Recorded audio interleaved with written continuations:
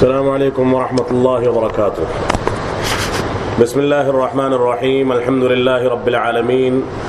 والصلاة والسلام على رسوله محمد وعلى آله وأصحابه أجمعين. أما بعد، أعوذ بالله من الشيطان الرجيم. بسم الله الرحمن الرحيم. يا أيها الذين آمنوا أطيعوا الله وأطيعوا الرسول وأولي الأمر منكم فإن تنازعتم في شيء فردوه إلى الله والرسول إن كنتم تؤمنون بالله واليوم الآخر ذلك خير وأحسن تأويلا. وقال النبي صلى الله عليه وسلم إنه من يعش منكم فسيرى اختلافا كثيرا فعليكم بسنتي وسنة الخلفاء الراشدين المهديين بعدي فعضوا عليها بالنواجذ وإياكم ومحدثات الأمور فإن كل محدثة بدعة وكل بدعة ضلالة. رواه الترمذي وأبو داود وصححه الألباني. محترم سامعین کرام، بزرگان دین، نوجوانان ملت اسلامیہ اور خواتین اسلام، ذمہ داران اجلاس اور جماعت کے احباب اور وہ افراد جو جماعت کے لیے کسی بھی انداز کی قربانیاں اور کسی بھی انداز کی جدوجہد اور کوششیں پیش کرتے ہیں، میں اس اسٹیج سے ان لوگوں کے لیے مبارکباد کا پیغام پیش کرتا ہوں کہ اللہ رب العالمین نے ان کو قرآن مجید اور سنت رسول کی دعوت و تبلیغ اور نشر و اشاعت کے لیے منتخب کر کے ان کے اوپر جو نعمت فرمائی ہے وہ ایک عظیم نعمت ہے، اور اس کا احساس ان کے دلوں میں بیدار ہونا چاہیے.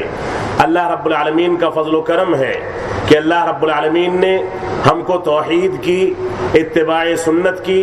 صحابہ کرام کی عظمت اور صحابہ کرام کے مقام کو سمجھنے کی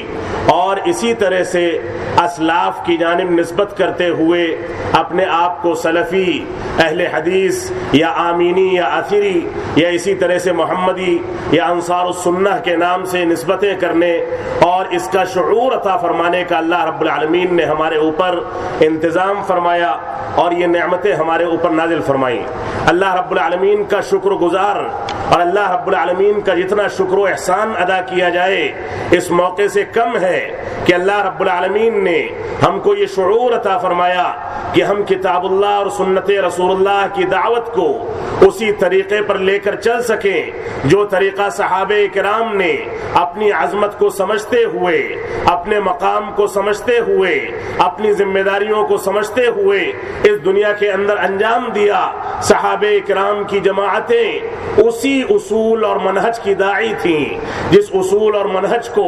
آج اس پلیٹ فارم سے جماعت اہل حدیث کے منصوبین اور اس کے نام پر دعوت و تبلیغ کا کام انجام دینے والے انجام دے رہے ہیں. یہ اللہ رب العالمین کا فضل و کرم ہے کہ اللہ رب العالمین نے ہم کو عقیدہ توحید کا شعور عطا فرمایا. یہ اللہ رب العالمین کا فضل و کرم ہے کہ اللہ رب العالمین نے ہم کو سنت رسول کا شعور عطا فرمایا. یہ اللہ رب العالمین کا فضل و کرم ہے کہ اللہ رب العالمین نے ہم کو یہ شعور عطا فرمایا کہ ہم صحابہ کرام کی عظمت کو سمجھ سکیں، صحابہ کرام کے احترام کو سمجھ سکیں، صحابہ کرام کے مقام کو سمجھ سکیں، صحابہ کرام کے اسوے کو سمجھ سکیں. یہ اللہ رب العالمین کا فضل ہے اور جس پر اللہ رب العالمین کی جتنی بھی شکر گزاری کی جائے یہ کم ہے. یہ اللہ رب العالمین کا فضل اور اس کا شکر و احسان ہے کہ اللہ رب العالمین نے ہم کو یہ شعور عطا فرمایا کہ ہم رسول اکرم صلی اللہ علیہ وسلم کو سید الانبیاء کے نام سے، سید بشر ابن آدم کے نام سے اور انبیاء کرام کے سردار کے نام سے اور سب سے عظیم اور سب سے زیادہ عظمت رکھنے والے نبی کے نام سے جان کر اس کے مقدسات کو، اس کی عظمت کو، اس کی پیروی کو، اس کے اسوے کو اور اس کے طریقے کو اپنا کر ہم آگے بڑھتے ہیں. یہ اللہ رب العالمین کا فضل و کرم ہے. جس جماعت کی تحریک اور جس تحریک کی تحریک اور اسی طرح سے جس تحریک کے اصولوں اور جس تحریک سے متعلق مجھ کو یہاں پر دعوت دی گئی ہے کہ اس نے جنگ آزادی میں، اسی طرح سے اس ملک کی امن و سلامتی میں، اس ملک کے اندر قتل و خونریزی سے، اس ملک کو بچانے کے لیے، ظلم و جور سے اس ملک کو پاک کرنے کے لیے، اس ملک کے اندر امن و سلامتی کو عام کرنے کے لیے کس طرح سے اس جماعت نے قربانیاں دی۔ حقیقت یہ دیکھی جائے اور حقیقت کا دراسہ کیا جائے، حقیقت کا مطالعہ کیا جائے تو حقیقت یہی واضح ہو کر سامنے آئے گی کہ اس جماعت کے علاوہ 1857 کے واقعات ہوں اور اس کے بعد 1947 تک مولانا آزاد رحمت اللہ علیہ کے زمانے تک، اور اس کے پہلے محمد بن عبد الوہاب جو کہ عربوں میں تحریک اٹھانے والے تھے، ان کی تحریک اور کتاب التوحید سے متاثر ہو کر اس ہندوستان میں شاہ اسماعیل اور اسی طرح سے ہندوستان کی جنگ آزادی کی تحریک میں سب سے پہلے حصہ لینے والے افراد نے ان کی کتاب سے تاثرات حاصل کر کے،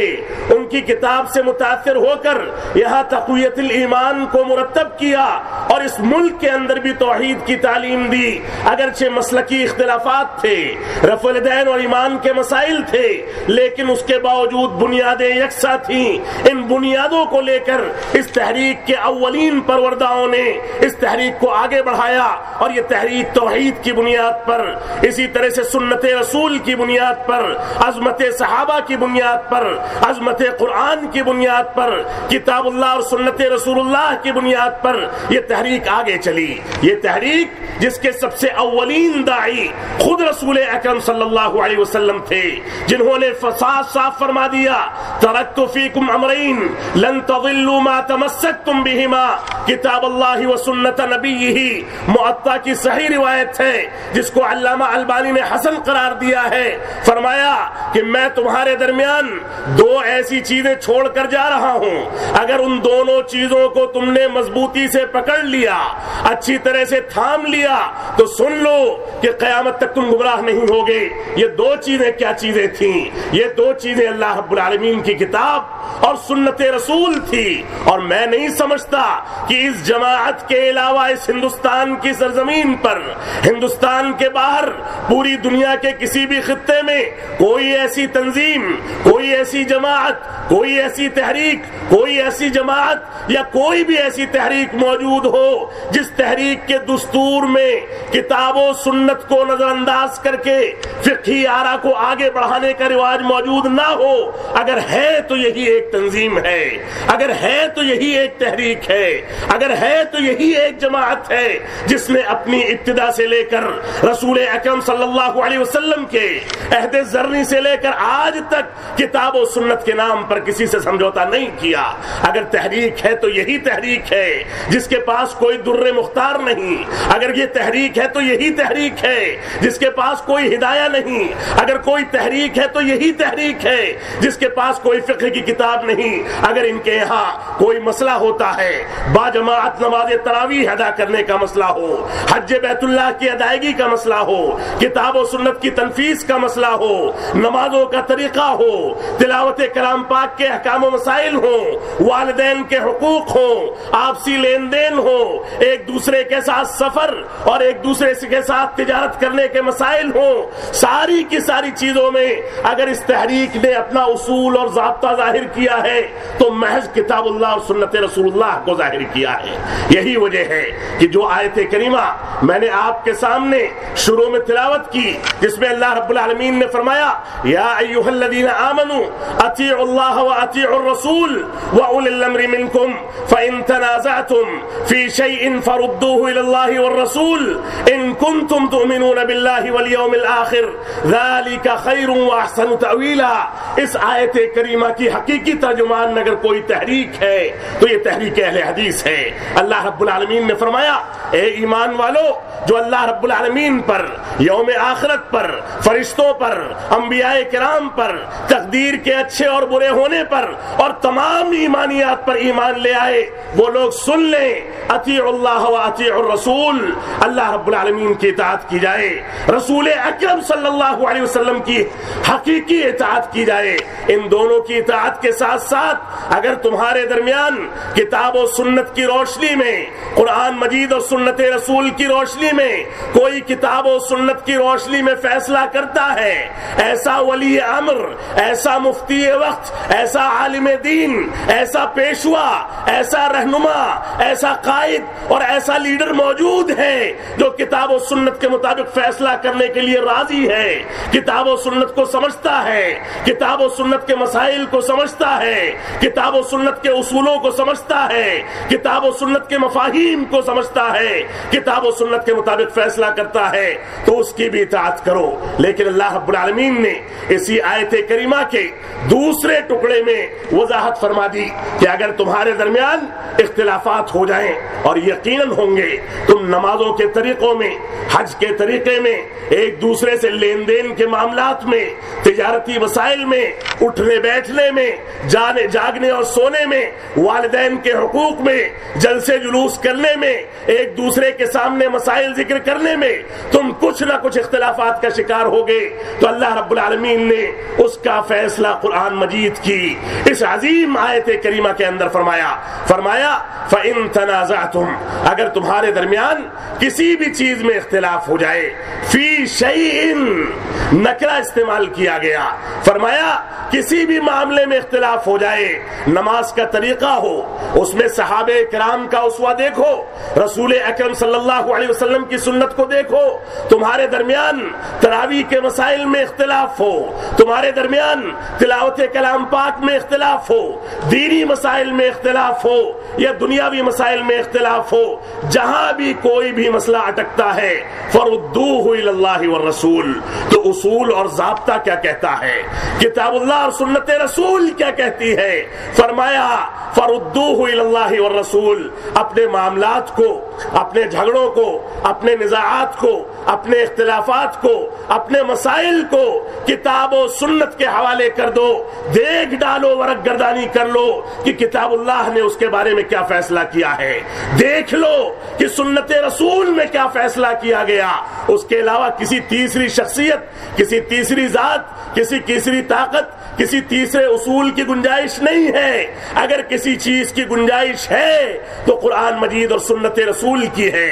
یہاں فقہی کتابوں کا فیصلہ نہیں چلتا، یہاں فقہی آراء کا فیصلہ نہیں چلتا، یہاں شخصیات کی رائےوں پر نہیں چلا جاتا، یہاں اگر دیکھا جاتا ہے تو اللہ رب العالمین کی کتاب کو دیکھا جاتا ہے، یہ سنت رسول کو اس وجہ سے دیکھا جاتا ہے کہ اللہ رب العالمین نے رسول اللہ کو معصوم بنایا، اللہ رب العالمین نے رسول اللہ کو عظمت عطا فرمائی، اللہ رب العالمین نے رسول اللہ کی اطاعت کو ہمارے لیے واجب قرار دیا، اللہ رب العالمین نے رسول اللہ کی اطاعت کو اپنی اطاعت قرار دیا، اللہ رب العالمین نے رسول اکرم صلی اللہ علیہ وسلم کو حوض کوثر عطا فرمایا، شفاعت عظمی عطا فرمائی، آپ کو یہ مقام عطا فرمایا کہ دنیا کے اندر آپ کے اوپر سب سے عظیم معجزہ قرآن مجید جیسی کتاب نازل کی گئی، آپ کو یہ مقام عطا کیا گیا کہ قبر میں تدفین کے بعد انسان اگر رسول اکرم صلی اللہ علیہ وسلم کے بارے میں صحیح انداز کا جواب نہیں دے سکا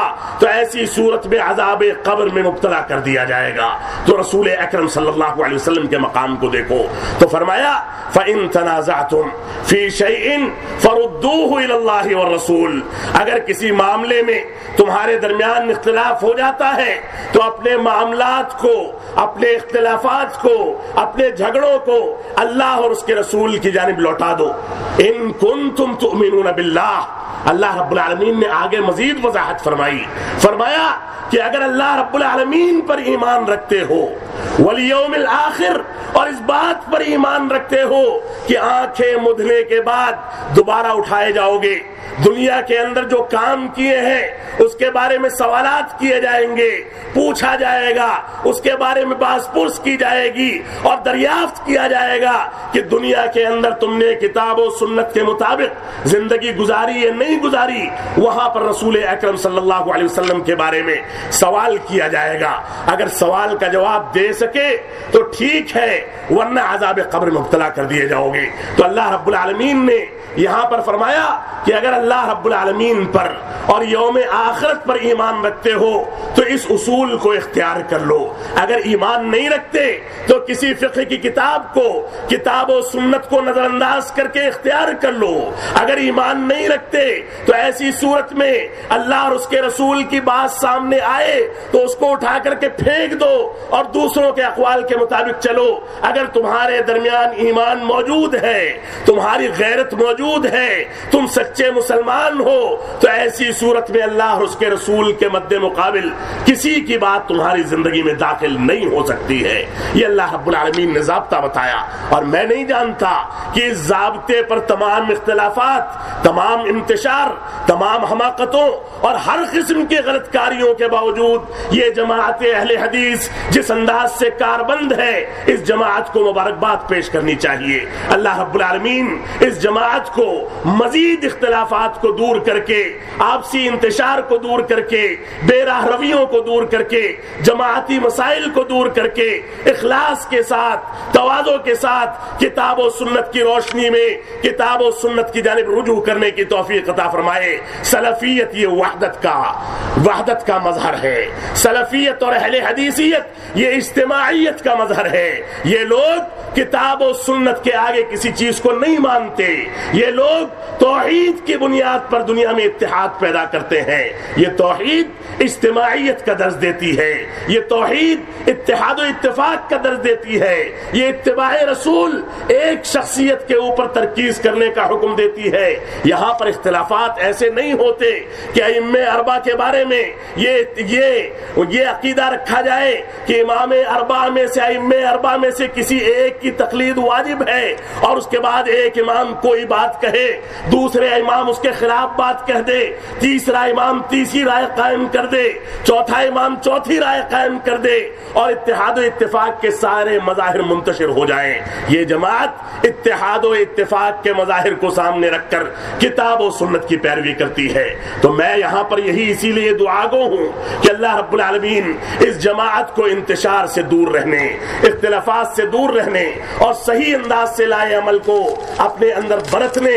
اور اس کے مطابق چلنے کی توفیق عطا فرمائے. تو آیت کریمہ میں اللہ رب العالمین نے اخیر میں فرمایا ذالک خیر واحسن تأویلا. یہ اصول اختیار کر لینا، اس کے مطابق چلنا، اس اصول کے مطابق اپنے آپ کو ڈھالنا اور صرف کتاب و سنت کو اپنے لیے حرف آخر تسلیم کرنا، یہ اصول تمہارے لیے بہت بہترین تعویل کی بات ہے، بہت اچھا دستور ہے.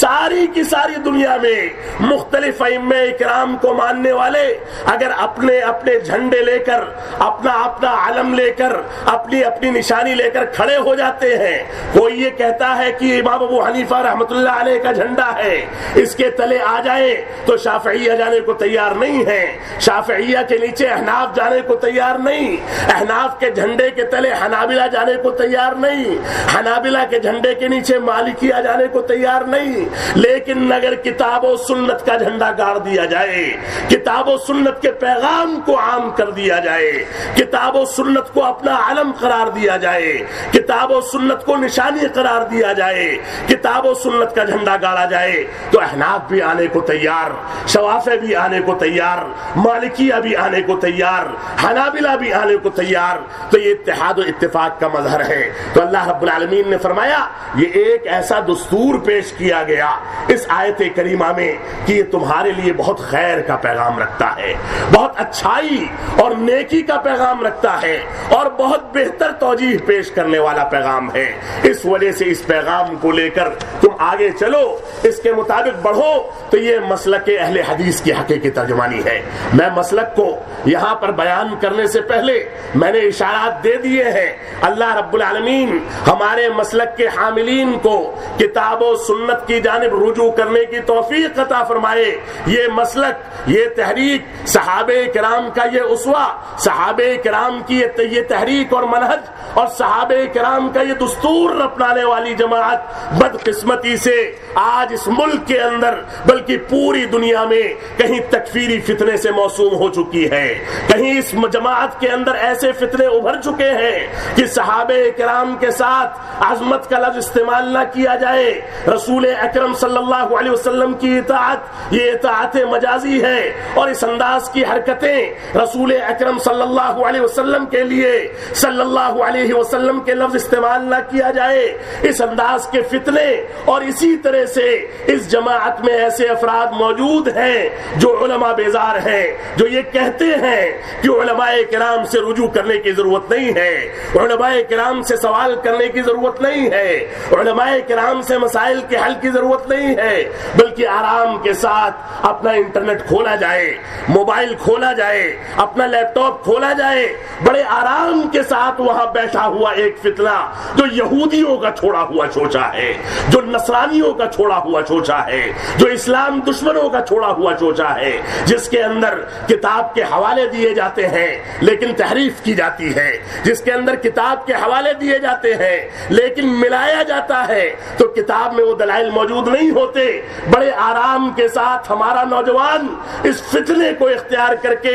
شیخ گوگل اور انٹرنیٹ کو اپنا شیخ مان کر، اپنا عالم مان کر اس کے سامنے سارے مسائل رکھتا ہے اور علماء بیزاری کا دعویٰ کرتا ہے. بعض چینل ہم نے کیا دیکھ لیے، ہم نے ٹی وی کے اوپر بعض چینلز کو چالو کیا کر دیا، وہاں اہل حدیث اور غیر اہل حدیث کی تمیز ختم کر دی گئی. ان چینلوں نے اخوان المسلمین، ان چینلوں نے عقلانیوں، ان چینلوں نے غلط عقائد کے حاملین کو دنیا کے سامنے متعارف کرایا، اور تعارف کرانے کے بعد بڑے آرام کے ساتھ ہمارا نوجوان جو کم علم تھا، کمزور علم والا تھا، وہ نوجوان بہک گیا کہ فلاں چینل سے جس کو چلانے والا قابل اعتماد آدمی ہے، اس نے فلاں لوگوں کو پیش کیا، سلفیت کو گالیاں دینے والے، سلفیت کو مجروح کرنے والے، سلفیت کو برا بھلا کہنے والے بھی اس سے متعارف ہوتے ہیں. یہ نئے نئے فتنے ہیں جو ہماری جماعت میں ابھرتے چلے جا رہے ہیں. ان فتنوں سے ہماری جماعت کو دور رکھنا، ان فتنوں سے ہماری جماعت کو محفوظ رکھنا، ان فتنوں سے ہماری جماعت کے ذہنوں کو صاف کرنا، ہمارے نوجوان کو اس جوہر سے نکال کر کتاب و سنت کے چشمے صافی پر لا کر کھڑا کرنا، یہ ہماری اجتماعی ذمہ داری ہے. ہمارے علماء کرام اگر آج بیدار نہیں ہوئے، ہمارے ذمہ داران اگر آج بیدار نہیں ہوئے تو آنے والے وقت میں سب کو رونا پڑے گا کہ جنگ آزادی میں اس تحریک نے جس طرح سے حصہ لے کر ابھی چند ہی پوری ایک صدی بھی نہیں گزری، اس تحریک کے 5 لاکھ علماء کرام تارا چند کے قول کے مطابق تحریک اہل حدیث کے 5 لاکھ علماء کرام جنگ آزادی میں شہید کر دیے گئے. 5 لاکھ علماء کرام کا خون کہاں ہے؟ ان کے قدموں کے نشانات کہاں ہیں؟ ان کے آثار کہاں ہیں کہ آج ایک صدی بھی نہیں گزرنے پائی ہمارے اوپر اتہامات آنے لگے کہ جماعت اہل حدیث نے علماء آزادی میں، جنگ آزادی میں انگریزوں کا ساتھ دیا تھا، یہ انگریزوں کے پٹھو ہیں، یہ انگریزوں کے ایجنٹ ہیں. ہمارا نوجوان تحریک اہل حدیث اور جنگ آزادی کی تاریخ سے واقف نہیں ہے. ہمارے نوجوان کے اندر جماعت اہل حدیث کی غیرت ختم ہو چکی. اس کے سامنے کوئی شرک کرے لیکن اس کی طبیعت کے اندر ملچراپن نہیں پیدا ہوتا، وہ تڑپ نہیں اٹھتا. اس کے سامنے بدعات کیے جاتی ہیں لیکن اس کے اندر کوئی تحریک نہیں پیدا ہوتی. اس تحریک کو پیدا کرنے کا کام ہماری جماعت کا ہے، ہمارے جماعت کے ذمہ داران کا ہے. اس وجہ سے اس تحریک سے وابستہ افراد کو اپنی ذمہ داری نبھانی چاہیے. یہ تحریک اسی انداز سے فتنوں میں اور جوہڑوں میں جوجھتی رہے، ہمارا نوجوان ہمارے ہاتھ سے نکلتا رہے، ہمارے نوجوان کا یہاں تک عالم ہو کہ اپنے علماء کرام کے خلاف وہ پیمفلٹ بازی کریں، اپنی جماعت کے خلاف وہ پیمفلٹ بازی کریں، اپنی تحریک کے خلاف وہ غلط انداز کے اتہامات لگائیں، علماء کرام کے بارے میں غلط پروپیگنڈا کریں، اور کوئی یہ کہے کہ ہریانہ سے آنے والا فلاں عالم دین کلمہ شہادت پر ایمان نہیں رکھتا تھا، اور دلی کا ایک مولوی تھا جس مولوی نے آ کر یہاں پر فیصلہ کن کسی انداز کی باتیں کرنے کی کوشش کی تو اس پر اتہامات لگائے جائیں. یہ سارے فتنے لے کر اگر یہ جماعت آگے بڑھے گی تو معاف فرمائیں گے یہ تحریک اہل حدیث کا مقصد نہیں ہے. یہ تحریک جو صحابہ کرام کے دور سے نکلی، یہ تحریک جو اللہ کے نبی صلی اللہ علیہ وسلم نے جس کو قائم کیا، اس تحریک سے وابستگی یقیناً ہمارے لیے فخر کا مقام ہے. لیکن تحریک کے تقاضوں پر چلنا، تحریک کے تقاضوں کو سمجھنا، تحریک کے اصولوں کو سمجھنا،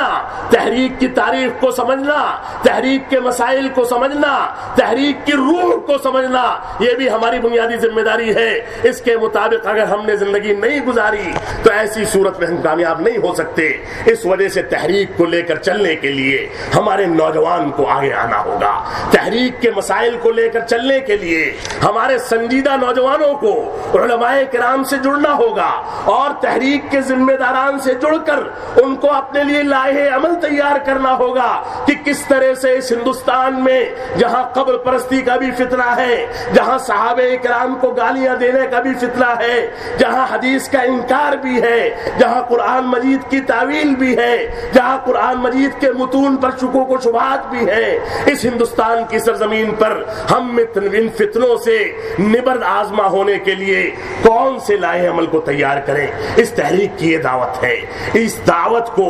اور اس تحریک کو، اس نشاط کو اور اس ولولے کو لے کر اگر یہ تحریک چلے گی اور فتنوں سے سامنا کر کے فتنوں کو ٹھنڈا کرتے کرتے یہ ثناء اللہ امرتسری کے طرح سے آگے بڑھے گی، احمد اللہ پرتاپ گڑھی کے طرح سے آگے بڑھے گی، میاں نذیر حسین محدث دہلوی، نواب صدیق حسن خان اور مختلف علماء کرام کے طرز عمل کو اختیار کر کے اس ہندوستان کی سرزمین میں اس کا ایک عمل ہوگا، اس کا ایک کام ہوگا، اس کی ایک تحریک ہوگی، اس کا ایک نشاط ہوگا اور اس کے چلنے کا ایک ڈھنگ ہوگا، تب اس تحریک سے وابستگی کا کوئی فائدہ ہے۔ ورنہ اسی انتشار میں، اسی انداز کے غلط پروپیگنڈے میں، اسی انداز کے غلط فہمیوں میں ہم زندگی گزار دیں، صرف نام کے اہل حدیث رہ جائیں، اس سے کوئی فائدہ نہیں۔ آپ دیکھیں رسول اکرم صلی اللہ علیہ وسلم کے صحابہ اکرام، ابو سعید خدری رضی اللہ تعالیٰ عنہ فرماتے ہیں، ابو سعید خدری رضی اللہ تعالیٰ عنہ اور دوسرے صحابہ اکرام سے اس مسلک اہل حدیث سلفی منہج اور اسی طرح سے اس کو جن ناموں سے بھی موسوم کیا جائے اس کے ثبوت موجود ہیں۔ علامہ ابن تیمیہ رحمۃ اللہ علیہ نقد المنطق کے اندر فرماتے ہیں، علامہ ابن تیمیہ رحمۃ اللہ علیہ منہاج السنہ کے اندر فرماتے ہیں مذہب اہل السنۃ والجماعہ مذہب قدیم معروف قبل ان يخلق الله ابا حنیفہ ومالکا والشافعی واحمد فانه مذهب الصحابة الذي تلقوه عن نبيهم ومن خالف ذلك كان مبتدعا عند اہل السنۃ والجماعہ۔ فرمایا یہ مذہب اہل سنت والجماعت، یہ منہاج السنہ کے دوسرے اوراق پر اسی منہج کے لیے منہج سلفی یا منہج اہل حدیث یا مسلک اہل حدیث کا نام بھی استعمال کرتے ہیں۔ فرماتے ہیں اہل سنت والجماعت کا مذہب قدیم ہے۔ اللہ رب العالمین نے ابھی امام مالک کو، امام شافعی کو، امام ابو حنیفہ کو، امام احمد بن حنبل کو پیدا بھی نہیں فرمایا تھا، اس سے پہلے اس تحریک اور اس جماعت کے وابستگان نے اپنے نبی آخر الزمان محمد الرسول اللہ صلی اللہ علیہ وسلم سے اس تحریک کی بنیادوں کو سیکھا۔ صحابہ کرام نہ مالکی تھے، صحابہ کرام نہ شافعی تھے، صحابہ کرام نہ حنبلی تھے، صحابہ کرام نہ حنفی تھے اور نہ ائمہ اربعہ سے واقف تھے۔ ان لوگوں نے اپنے دین کو، اپنے منہج کو، اپنی تحریک کے اصولوں کو، اپنے مذہب کو رسول اکرم صلی اللہ علیہ وسلم سے ڈائریکٹ حاصل کیا اور اللہ کے نبی صلی اللہ علیہ وسلم نے ان کو سکھایا۔ علامہ ابن تیمیہ فرماتے ہیں کہ ان لوگوں نے اپنے نبی سے اس دین کو حاصل کیا۔ جو لوگ ان کی مخالفت کرتے ہیں، ان کے وجہ تسمیہ کا رد کرتے ہیں، ان کی مخالفت کر کے ان کے اصولوں کے خلاف جاتے ہیں، ایسے لوگ مبتدعہ ہیں، بدعتی ہیں، گمراہ ہیں اور جہنمی ہیں۔ ایسے لوگوں کو اپنے دامن کو جھانک کر دیکھنا چاہیے، اپنے اصولوں پر نظر ثانی کرنی چاہیے۔ تو علامہ ابن تیمیہ رحمۃ اللہ علیہ نے اس طرح سے فرمایا، نقد المنطق میں فرماتے ہیں اہل الحدیث فی کل زمان کاہل الاسلام فی سائر الادیان، اہل حدیث ہر زمانے میں اسی طرح سے ہیں جیسے اہل اسلام سارے ادیان کے درمیان مظلوم ہیں۔ اہل حدیث کے اوپر اتہامات لگائے جاتے ہیں۔ اسی ہندوستان کی جنگ آزادی کے بعد سے لے کر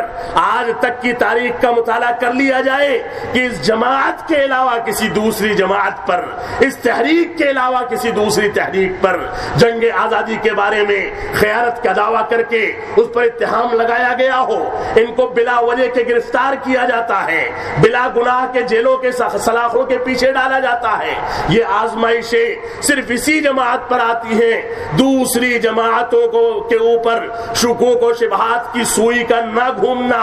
ان کا اس انداز کی آزمائشوں میں نہ پڑنا اس بات کی کھلی دلیل ہے کہ ان کے اصولوں میں کھوٹ ہے۔ اسی جماعت کے حاملین کو ان آزمائشوں کا سامنا کرنا پڑتا ہے، اور یہ آزمائشیں ہوتی رہیں گی، لیکن ان آزمائشوں سے اگر انسان عبرت حاصل کر لے، کتاب و سنت کی جانب رجوع کر لے، کتاب و سنت کی پیروی کر لے، تو ایسی صورت میں انسان کامیاب ہو جاتا ہے۔ یہی مقصد ہے آزمائشوں کا، یہی مقصد ہے کتاب و سنت پر عمل پیرا ہونے کے بعد اللہ رب العالمین جو آزماتا ہے اس کا۔ اسی طرح سے آپ دیکھیں ابو سعید خدری رضی اللہ تعالیٰ عنہ فرماتے ہیں اپنے شاگردوں سے، انکم خلوفنا واہل الحدیث بعدنا، تذکرۃ الحفاظ میں شرف و اصحاب الحدیث میں یہ عبارت موجود ہے۔ فرماتے تھے ابو سعید خدری رضی اللہ تعالیٰ عنہ جو کہ مشہور صحابی رسول ہیں، اپنے شاگردوں سے کہ تم ہمارے بعد آنے والے جماعت اہل حدیث کے پرورداؤں میں سے ہو، اہل حدیث کے حاملین میں سے ہو، اہل حدیث کے اصولوں کے حاملین میں سے ہو۔ اسی طرح سے امام ابو حنیفہ رحمۃ اللہ علیہ کے مشہور استاد گرامی جن کو امام عامر بن شراحیل رحمۃ اللہ علیہ کے نام سے، امام شعبی کے نام سے یاد کیا جاتا ہے، جنہوں نے 104 ہجری میں وفات پائی۔ محدثین لکھتے ہیں کہ ان کی ولادت اور وفات دونوں صحابہ اکرام کے عہد مبارک میں ہوئی۔ انہوں نے 500 صحابہ اکرام کا زمانہ پایا، 500 صحابہ اکرام سے علم شرعی حاصل کیا، 500 صحابہ اکرام سے دین کو سیکھا، 500 صحابہ اکرام سے تحریک سے وابستگی کی بنیاد پر انہوں نے علم حدیث حاصل کیا۔ یہ فرماتے ہیں ما حدثت الا بما اجمع علیہ اہل الحدیث، کہ میں کوئی بھی گفتگو نہیں کرتا، کوئی بھی بات نہیں کرتا جب تک اہل حدیث کا اجماع مجھ کو نہ مل جائے، صحابہ اکرام کا اجماع نہ مل جائے۔ کون ایسا بدبخت ہوگا جو 500 صحابہ اکرام کی موجودگی میں کسی دوسرے سے علم حاصل کرتا ہو؟ انہوں نے ان 500 صحابہ اکرام کے لیے، کم از کم صحابہ اکرام جو 500 تھے جن سے ان کی وابستگی رہی، جن سے ان کی ملاقات رہی، ان 500 صحابہ اکرام کے لیے اس عبارت کے اندر اہل حدیث کا لفظ استعمال کیا ہے۔ یہ اہل حدیث کا مصدر ہے، وجہ تسمیہ ہے جس کی بنیاد پر اہل حدیث آگے چلتے ہیں۔ اسی طرح سے رسول اکرم صلی اللہ علیہ وسلم فرماتے ہیں لا تزال طائفة من امتی منصورین لا یضرهم من خذلهم، ترمذی کی صحیح روایت ہے۔ فرماتے ہیں اللہ کے نبی صلی اللہ علیہ وسلم نے فرمایا کہ میری امت میں ایک گروہ اور ایک جماعت ایسی رہے گی کہ وہ قیامت تک ایک دوسرے کی مدد کرتی رہے گی اور ان کو نقصان پہنچانے والا کبھی نقصان نہیں پہنچا پائے گا۔ صحابہ کرام نے اور اسی طرح سے تابعین اعظام نے، علماء کرام نے، محدثین کرام نے اس حدیث کی شرح میں فرمایا، عبداللہ بن مبارک کہتے ہیں ہم عندی اصحاب الحدیث، یزید بن ہارون کہتے ہیں ان لم یکونوا اہل الحدیث فلا ادری من ہم، اگر یہ اہل حدیث نہیں ہے اس طائفہ منصورہ اور فرقہ ناجیہ سے مراد تو میں نہیں جانتا کہ کون ہے۔ اسی طرح سے امام احمد بن حنبل، امام بخاری رحمۃ اللہ علیہ کے استاد گرامی علی بن مدینی، اسی طرح سے دوسرے محدثینوں، مفسرین اور بالخصوص موجودہ دور میں پیران پیر امام عبد القادر جیلانی رحمۃ اللہ علیہ، ان سارے کے سارے لوگوں نے اسی انداز کی شرح کی ہے۔ امام احمد بن حنبل بھی فرماتے ہیں کہ ان لم تکن هذه الطائفہ المنصورہ اصحاب الحدیث فلا ادری من هم، اگر اس طائفہ منصورہ، اس فرقہ ناجیہ سے اصحاب حدیث اور اہل حدیث مراد نہیں ہیں تو میں نہیں جانتا کہ اس سے کون مراد ہیں۔ آپ اس کے حقائق کے لیے الملل والنحل پڑھیں، امام بغدادی کی، ابن تیمیہ کی کتابیں پڑھیں، اعلام الموقعین کا مطالعہ کریں، فقہ علماء احناف میں حجت اللہ البالغہ، فتاوی عزیزیہ، علامہ عبدالحی لکھنوی کی کتابیں پڑھیں جو کہ حنفی عالم دین تھے، میاں نذیر حسین محدث دہلوی جنہوں نے دہلی کی ایک مسجد میں بیٹھ کر اپنے 90 سالہ عہد حدیث میں تقریباً 22 لاکھ افراد کو اہل حدیث کیا۔ 22 लाख अफराद इनके हाथ पर अहले हदीस हुए। एक छोटी सी मस्जिद में बैठ कर दर्स हदीस देने का काम जिनके शागिर्दों का सिलसिला चीन तक पहुंचा, अमेरिका और यूरोप तक पहुंचा, जिनके शागिर्दों ने या शागिर्दों के शागिर्दों ने अफ्रीका में जाकर अंसारुस सुन्नतुल मुहम्मदिया का क़याम किया, मिस्र में अंसारुस सुन्नतुल मुहम्मदिया का क़याम किया, वहां जमात अहले हदीस की बुनियादें रखी, जिनके शागिर्दों में अहमदुल्लाह प्रतापगढ़ी थे, जिनके एक शागिर्द अब्दुल्ला करावी सऊदी अरब से उनके पास इल्म हदीस हासिल करने आए, यहां से गए, उस टीम ने मिस्र में जमात अहले हदीस की बुनियाद रखी, सऊदी अरब में 2200 मदारिसों का क़याम किया, 2200 मदारिस अब्दुल्ला करावी ने बनाए इस तहरीक से मुतासिर होकर, और उन 2200 मदारिस के आथार उनके मुबारक अक़दाम के नतीजे में आज भी सऊदी अरब के अंदर फैले हुए हैं। तो इस तहरीक से वाबस्तगी कोई मामूली वाबस्तगी नहीं है। नवाब सिद्दीक हसन खां के शागिर्दों ने जब उनको मक्का मुकर्रमा में तवाफ की जिम्मेदारी दी गई तो उन्होंने वहां सिर्फ तवाफ की जिम्मेदारी नहीं निभाई बल्कि दारुल हदीस मक्किया कायम किया, जो आज भी इल्म हदीस के क़याम का, इल्म हदीस की तरवीज का, इल्म हदीस की नशो इशाअत का एक मरकज है मक्का के अंदर, जहां से इल्म हदीस का पैगाम आम किया जाता है। आप देखें अहमदुल्लाह दहलवी ने मदीना में जाकर, जब मदीना में इल्म हदीस हासिल करने की कमियां थी, वहां मराकज नहीं थे, वहां के लोग हिंदुस्तान आकर इल्म हदीस हासिल करने पर मजबूर थे, तो अहमदुल्लाह दहलवी ने, जिनके पोते आज भी उस मदरसे के जिम्मेदार हैं, उन्होंने जाकर दारुल हदीस मदनिया की बुनियाद रखी। ये इस तहरीक से वाबस्तगी के खैरात थे और उसके फजाइल थे और उसके नताइज थे जो पूरी दुनिया के अंदर फैल गए। तो ये तहरीक मामूली तहरीक नहीं है, लेकिन बदकिस्मती ऐसी है कि इस तहरीक के मंसूबीन ने अपने मकासद को फौत कर दिया। इस वजह से आइए आप दूसरे मौजू पर कि जंग आजादी में उलमाए अहले हदीस का क्या किरदार रहा। ये ऐसे ही चीज है जैसे जिसने चिराग दिखाया हो, जिसने रोशनी दिखाई हो, जिसने रास्ता बनाया हो, जिसने तहरीक उठाई हो, जिसने अंग्रेजों का नाका बंद कर दिया, अंग्रेजों के नाक में दम कर दिया, अंग्रेजों का जीना हराम कर दिया, उसकी तारीख बयान करने के लिए आपने दावत दी है। यही जमात थी जिसके परवरदाओं ने, जिसके उलमाए किराम ने इस हिंदुस्तान की जंग आजादी में, हिंदुस्तान में अमन सलामती के क़याम में, इस हिंदुस्तान को जालिमों जाबिरों से, अंग्रेजों से निजात दिलाने के लिए इस तहरीक से वाबस्तगी की बुनियाद पर उलमाए अहले हदीस ने 1857 में और उससे पहले इस तहरीक की निस्बत के ताई और इस तहरीक के उसूलों के मुताबिक चलकर इस हिंदुस्तान के लिए एक चिराग जलाया था, जिस चिराग की रोशनी आज बांध पड़ रही है। उस चिराग को दोबारा जलाने की जरूरत है। आप देखें इस अरसे में, जिस अरसे में इस हिंदुस्तान के अंदर अंग्रेजों ने हमले किए, उसी अरसे में इस हिंदुस्तान में उलमाए अहले हदीस ने यहाँ की आजादी के लिए जो आवाज बुलंद की थी, वो आवाज कोई मामूली नहीं थी। आप देखें तज़किरे सादिका को उठाकर, आप देखें मौलाना अब्दुल रहीम अजीमाबादी असीर काला पानी लिखते हैं कि जिन कोठरियों में इन लोगों को बंद किया जाता था वो 5 फीट लंबी और 4 फीट चौड़ी हुआ करती थी। 24 घंटे में एक मरतबा दरवाजा खुलता था, एक बावर्ची, एक सिपाही और एक जमादार आते थे, कमरे की सफाई करते थे, 2 रोटियां दी जाती थी और साग की डंठलों की सब्जी दी जाती थी, 1 गिलास पानी नाप कर दिया जाता था 24 घंटे में। ये सारे के सारे लोग इन्हीं कोठरियों के अंदर मुल्क की आजादी के लिए तड़पते रहते थे। छोटी सी कोठरियां थी। बताते हैं असीर काला पानियों में से तवारीख अजीब के मुअल्लिफ लिखते हैं कि ये जो रोटियां दी जाती थी, इन रोटियों के 4 हिस्से अगर किए जाएं तो एक हिस्सा बाल होता था, एक हिस्सा मिट्टी होती थी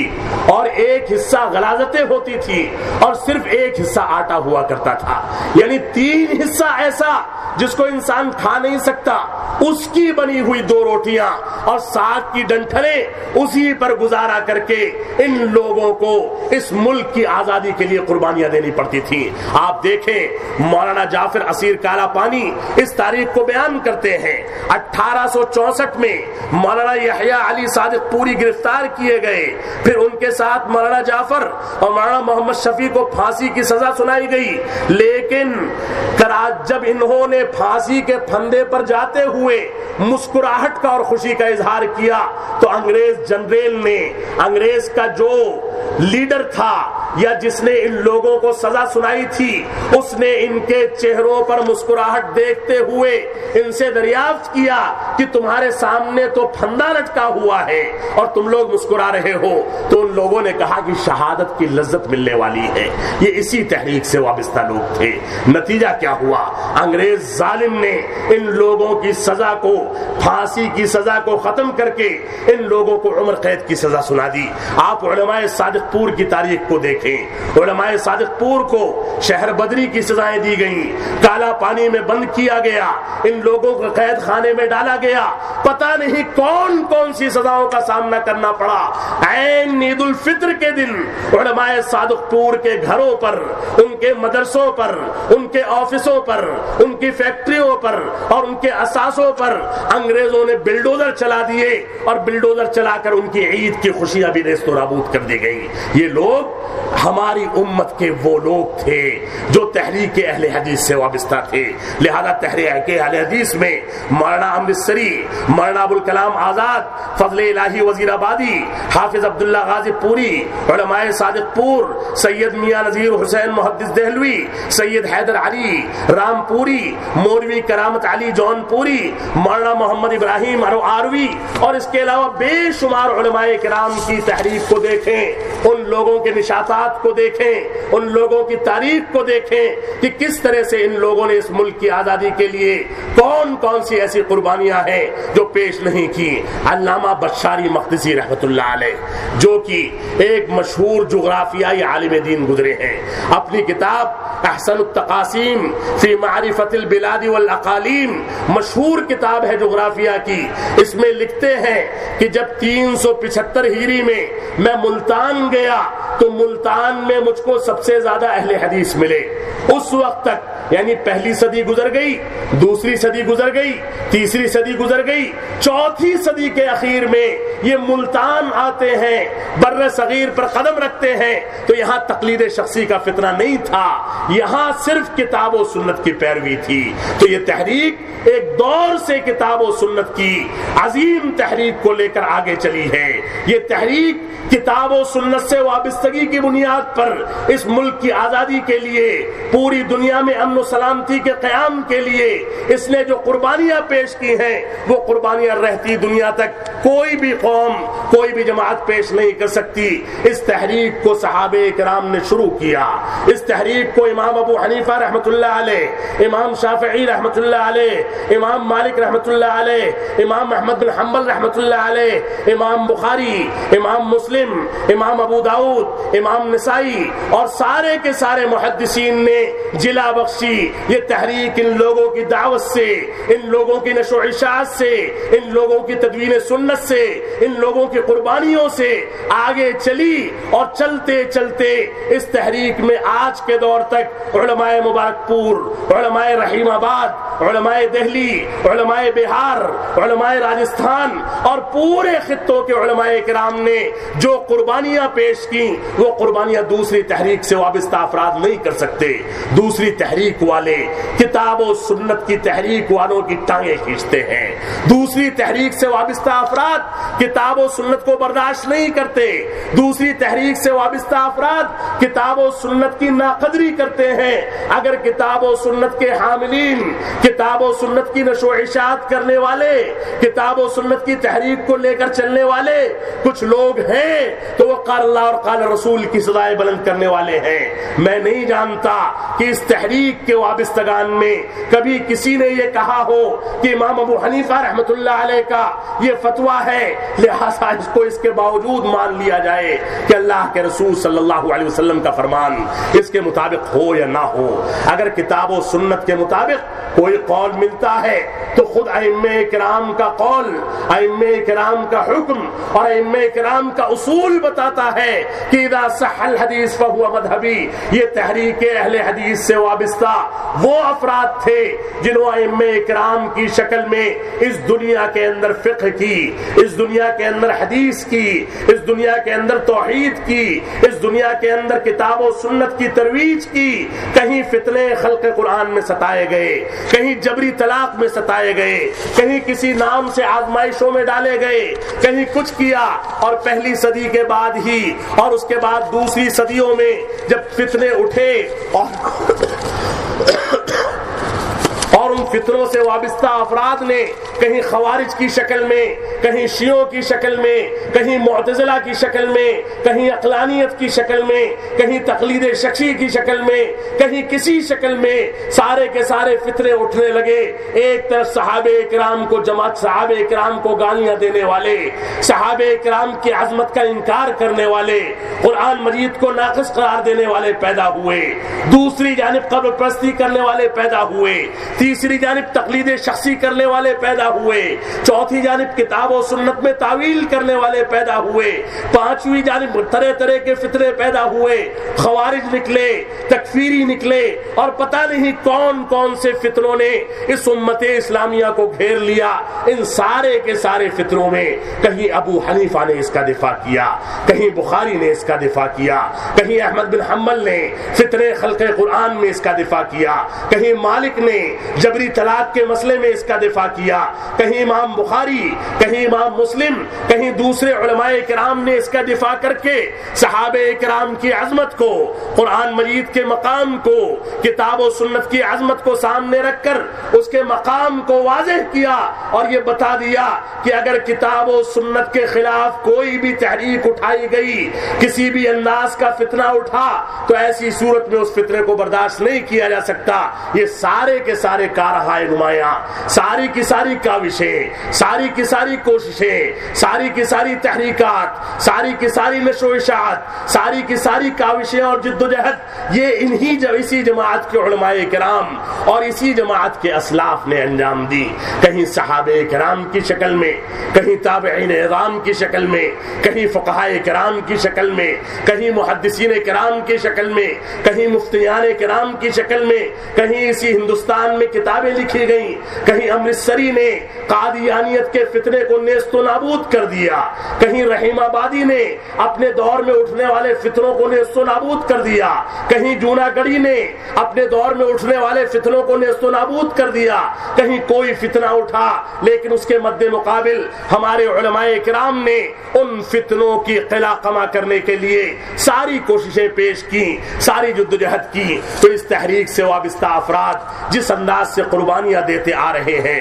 اسی انداز سے ان کو لے کر چلنے کی ضرورت ہے. احمد اللہ دہلوی، اسی طرح سے ثناء اللہ امرتسری، احمد اللہ پرتاپ گڑھی، اور اسی طرح سے سارے کے سارے علماء کرام کے نام آپ کے سامنے ذکر کیے گئے. اللہ رب العالمین ہم کو اس تحریک سے وابستگی کے حقیقی تقاضوں کو سمجھنے کی توفیق عطا فرمائے. ہم کو اس بات کی توفیق عطا فرمائے کہ ہم کتاب و سنت کے مطابق چلیں، ہم صحیح انداز سے کتاب و سنت کی پیروی کریں، ہم آپسی انتشار کو، اختلافات کو، آپسی ڈھکوسلوں کو، آپسی انتشار کو، اسی طرح سے غلط انداز کی لالچوں اور غلط انداز کی حرص کو، کرسی کی لالچ کو، تحریک کی ذمہ داری کی لالچ کو سامنے رکھتے ہوئے اپنے سامنے تواضع اور انکساری کو اختیار کریں، اخلاص کو اختیار کریں، کتاب و سنت کے مطابق صحابہ کرام کی طرز زندگی کو اختیار کر کے ہم قربانیاں پیش کریں. رسول اکرم صلی اللہ علیہ وسلم کا اسوہ ہمارے سامنے ہو کہ آپ بھوکے رہ جایا کرتے تھے لیکن حرام آپ کے لقمے میں، آپ کے پیٹ میں چلا جائے یہ آپ کو گوارا نہیں تھا. یہ صورتحال تھی کہ صحابہ کرام مدینہ کی گلیوں میں گھوما کرتے تھے. ابو داؤد کی اس روایت کو دیکھیں کہ اللہ کے نبی صلی اللہ علیہ وسلم نے ابو بکر و عمر جو اسلام کے پہلے اور دوسرے خلیفہ تھے،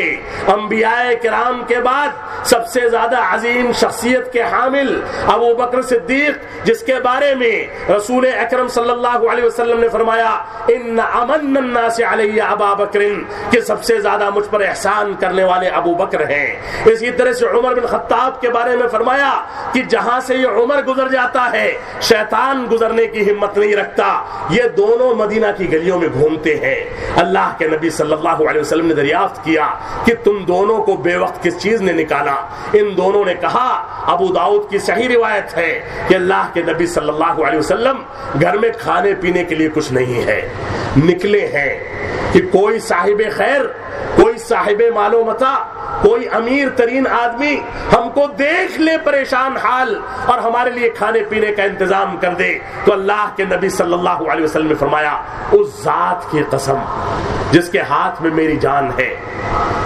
مجھ کو بھی اسی چیز نے نکالا ہے جس چیز نے تم دونوں کو نکالا ہے۔ میں بھی بھوکا ہوں، میں بھی پیاسا ہوں۔ اللہ کے نبی صلی اللہ علیہ وسلم کا یہ عالم تھا کہ بھوک اور پیاس کی شدت کی وجہ سے آپ اپنے مبارک پیٹ پر پتھر باندھ لیا کرتے تھے۔ تواضع اور انکساری کا یہ عالم تھا کہ اما عائشہ فرماتی ہیں کہ ہمارے گھر میں 3 مہینے تک چولہا نہیں جلتا تھا۔ اما عائشہ نے یہاں تک فرمایا، صحیح بخاری کی روایت ہے، فرمایا کہ رسول اکرم صلی اللہ علیہ وسلم کی ایک زرہ آپ کی وفات کے وقت آپ کے لیے روزی روٹی کا انتظام کرنے کے لیے ایک یہودی کے پاس جو حاصل کرنے کے لیے آپ کی زرہ کو گروی رکھ دیا گیا تھا۔ یہ عالم تھا ہمارے اسلاف کا۔ عمر بن خطاب کو جب شہد کی ضرورت پڑتی تھی تو سارے لوگوں کو بلا کر شورا سے مشورہ لیتے تھے کہ میں مال غنیمت سے، میں بیت المال سے شہد لے سکتا ہوں کہ نہیں لے سکتا۔ یہ عالم تھا کہ ایک بڑھیا ان کے کرتے کو پکڑ لیتی تھی کہ اے خلیفۃ المسلمین، آپ کے کرتے کو اتنا لمبا دیکھ کر مجھ کو تعجب ہوتا ہے، سارے کے سارے لوگوں کو مال غنیمت میں کپڑے کے چھوٹے چھوٹے ٹکڑے ملے ہیں، لیکن آپ نے اتنا طویل کرتا کیسے بنا لیا؟ عمر بن خطاب رو پڑے۔ ابن عمر اپنے بیٹے کو کہا کہ بیٹا اس کے سامنے صراحت اور وضاحت کر دو۔ فرمایا ابن عمر نے کہ میرا باپ خلیفۃ المسلمین ہے، میرا باپ خلیفہ وقت ہے، میرے باپ کے ہاتھ میں کرسی ہے، لیکن اس کے پاس ایک بھی کپڑا اور کرتا نہیں تھا۔ میں نے اپنا کپڑا، اپنا مال غنیمت میں ملا ہوا حصہ اس کو ہبا کر دیا کہ ابا جان ایک کرتا تو بنا لے،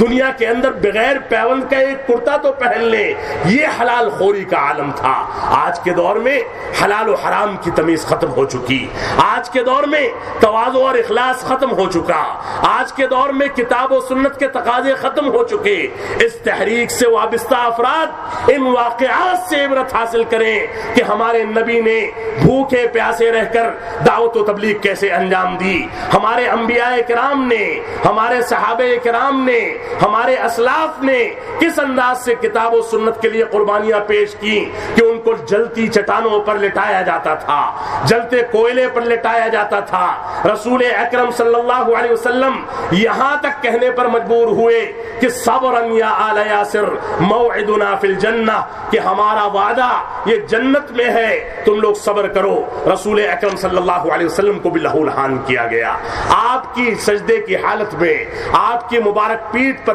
اونٹ کی اوجھڑی ڈالی گئی، ساری کی ساری آزمائشیں آئیں۔ ان آزمائشوں کا تقاضا ہے،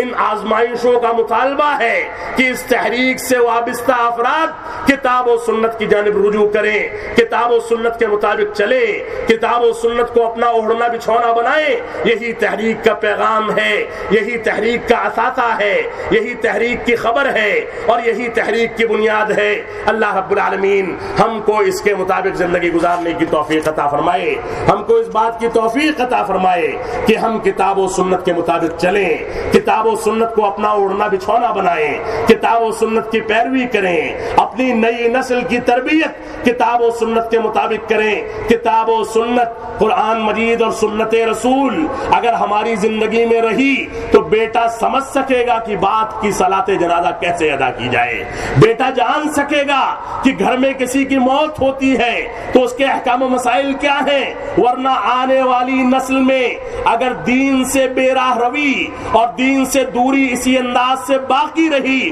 تو معاف فرمائیں گے کہ 2-3 3 نسلوں کے بعد کوئی بعید نہیں کہ ہماری جماعت اہل حدیث سے وابستہ خاندانوں میں ایسے پروردہ اور ایسے افراد پیدا ہو جو یہاں کے مزاروں کے سجادہ نشین بن جائیں، مزاروں پر آ کر سجدے کریں، ان پر آ کے منتیں مانگیں، مزاروں کو پکا بنائیں، مزاروں پر بیٹھیں، مزاروں پر تلاوت کریں، مزاروں پر چادریں چڑھائیں، مزاروں پر پھول چڑھائیں، مزاروں کے میں دفن افراد سے اپنے لیے دعائیں کریں۔ یہ عقیدہ فوت ہو جائے گا۔ اس وجہ سے ہمارے لیے ضروری ہے کہ ہم توحید کی وابستگی کی بنیاد پر توحید کے تقاضوں کو سمجھیں۔ اللہ رب العالمین ہم کو اس بات کی توفیق عطا فرمائے، جب تک ہم جئیں تب تک اسلام پر جئیں، جب ہمارا خاتمہ ہو تو ایمان پر ہو۔ وصلی اللہ علی نبینا محمد وعلی آلہ وصحبہ وسلم۔ والسلام علیکم ورحمۃ اللہ وبرکاتہ۔